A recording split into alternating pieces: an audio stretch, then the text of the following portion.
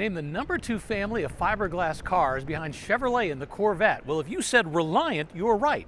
And if you said, what's a Reliant, you're an American.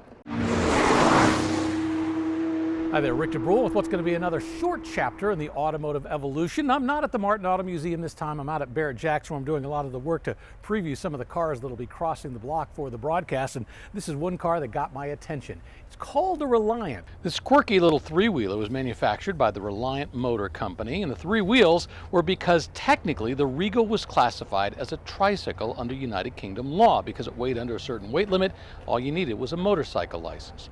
And having 3 wheels wasn't just a legal loophole, it also made the car lighter and more economical. Back then, every penny counted, and the Regal was designed to be affordable and efficient.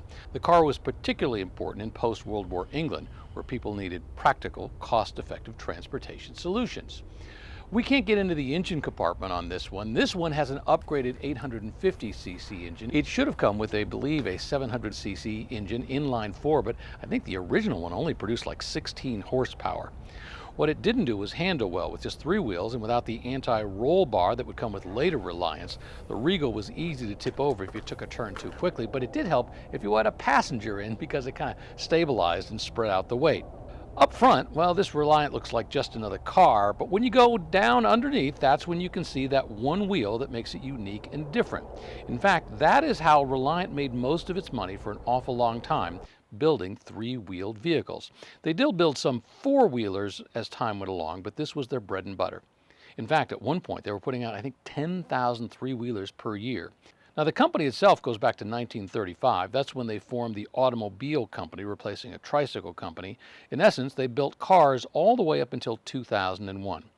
This particular one is a Reliant Regal 330. The Regal line started in 1952, went all the way up through 1972, and this particular car is indeed a 1972 model. So this is the end of the line. And if you're from Great Britain, you probably remember a TV show called Mr. Bean. Well, this is the kind of car that Mr. Bean would have been driving.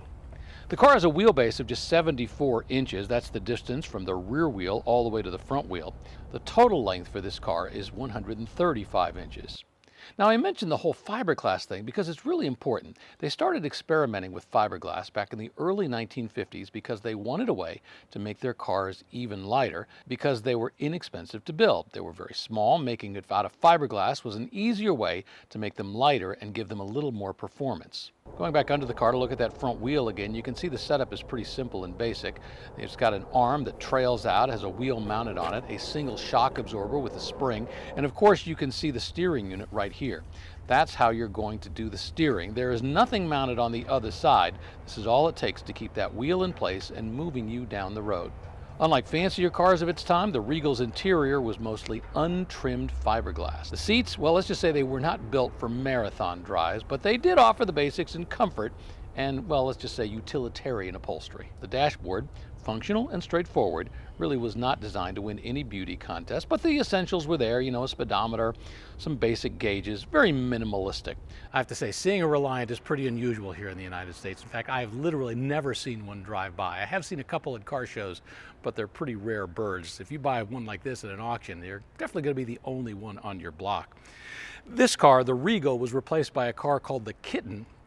And the Kitten had a really good run. From 1973, I think, all the way up until the company closed in 2001, they were building the Kitten. So it had a pretty impressive run, as did the company when you think about it. I mean, they started building cars in 1935 and made it all the way into this century. Part of the reason Reliant went away, though, was they changed some of the rules regarding those driver's licenses at the turn of the century. And as a result, the need for a 3-wheel vehicle just wasn't quite as great. But if you see one of these in the United States, it's definitely a strange bird. And interesting to think that when you look at the number of fiberglass Reliants sold, it's second only to the Corvette in terms of total numbers. So it's pretty interesting. An interesting chapter in the automotive evolution.